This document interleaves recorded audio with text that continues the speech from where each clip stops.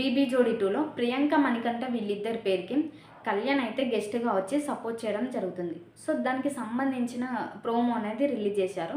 So, అందులో కళ్యాణ్, ప్రియాంక వీళ్ళు dance ఆడుతుండగా unfortunately కింద పడిపోతారు.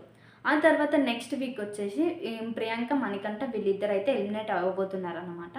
సో, దీన్ని కొంతమంది ఏమంటున్నారంటే కళ్యాణ్ వీళ్ళిద్దరూ ప్రియాంక, మణికంఠ వీళ్ళిద్దరూ ఎలిమినేట్ అవ్వడానికి రీజన్ కళ్యాణ్ అంటున్నారు. అసలు నాకు అర్థం కావట్లేదు ఏ రకంగా అంటున్నారనేది. ఒకే ఒక్క పర్ఫార్మెన్స్ తోటి ఎలిమినేట్ చేసేస్తారా?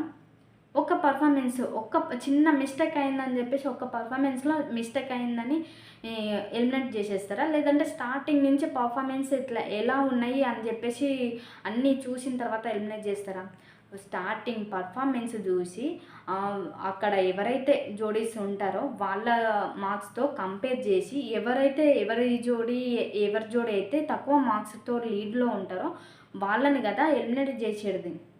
ఒక పర్ఫార్మెన్స్‌లో చిన్న మిస్టేక్ అయిందని చెప్పేసి ఎలిమినేట్ చేసేస్తారంట. ఏం మాట్లాడుతున్నారో ఏంటో వీళ్ళకైనా అర్థం కావాలి. ఇంకొకటి ధనరాజ్ గారే చెప్పారు. ఏం చెప్పారు? కళ్యాణ్, ప్రియాంక పడ్డారు కదా! ఇద్దరికి ఏం అవ్వలేదు. వాళ్ళైతే బాగానే ఉన్నారు. పడిపోయారు కానీ ఏం అవ్వలేదు, బాగానే ఉన్నారు. అలాగే ప్రియాంక, మణికంఠ వీళ్ళిద్దరూ ఎలిమినేట్ అవ్వడానికి రీజన్ కళ్యాణ్ పడాలనైతే అస్సలు కానే కాదు.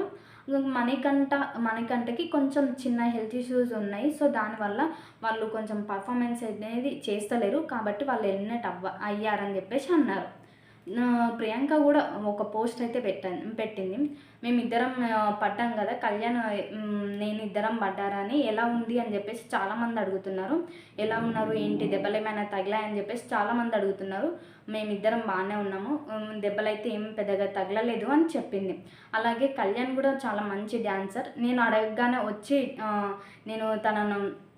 తను హౌస్లో ఉన్నప్పుడు నేను సపోర్ట్ చేశాను అని చెప్పేసి నేను అడగగానే వచ్చి నాకు సపోర్ట్ చేశారు.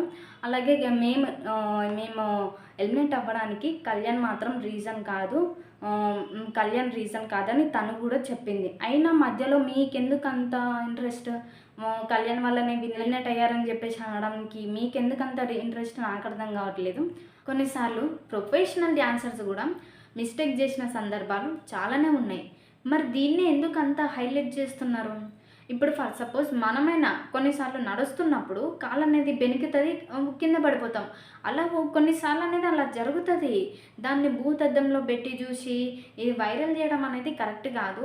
డ్యాన్స్ రాదు, ఇది రాదు అనడం కరెక్ట్ కాదు. చాలాసార్లు చాలా షోస్లలోనే చాలామంది ఎక్స్పీరియన్స్ అయింది ఇట్లాంటిది కూడా.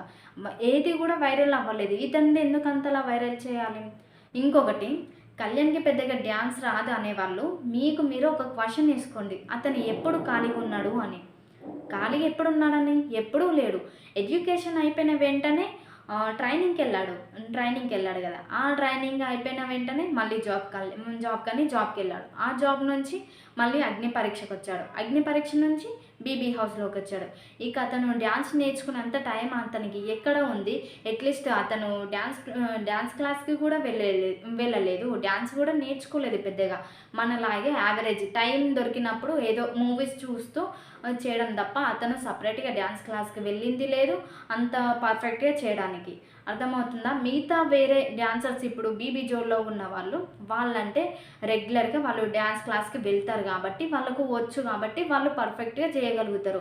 పైగా చాలా షోస్లల్లో చేశారు వాళ్ళు. వాళ్ళకు ఎక్స్పీరియన్స్ అనేది ఉంది. కళ్యాణ్‌కి అలా లేదు కదా! ఫస్ట్ టైం ఆ స్టేజ్ మీద చేయడము. మళ్ళీ ఆ స్టేజ్ అనేది ఎలా ఉంటుంది చూడడానికైనా టీవీలో చూస్తున్నప్పటికీ అది ఎంత స్మూత్‌గా ఉంటుంది. చాలా ఒక మిర్రర్ టైప్ ఆఫ్ ఉంటదనమాట. అందులో చేయాలంటే ఎక్స్పీరియన్స్ అనేది కంపల్సరీ అవసరము. వాళ్ళకంటే ఎక్స్పీరియన్స్ ఉన్నది కాబట్టి వాళ్ళు హ్యాండిల్ చేయగలరు.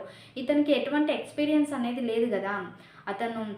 వాళ్ళలాగా అతను కూడా డ్యాన్స్ క్లాస్కి వెళ్ళి చేసి ఉంటే అతను కూడా హ్యాండిల్ చేయగలడు. కానీ అతనికి అట్లాంటిది ఏమీ లేక ఫస్టే ఆ స్టేజ్ మీదకి వచ్చేసరికి కొంచెం స్కిడ్ అయిందన్నమాట.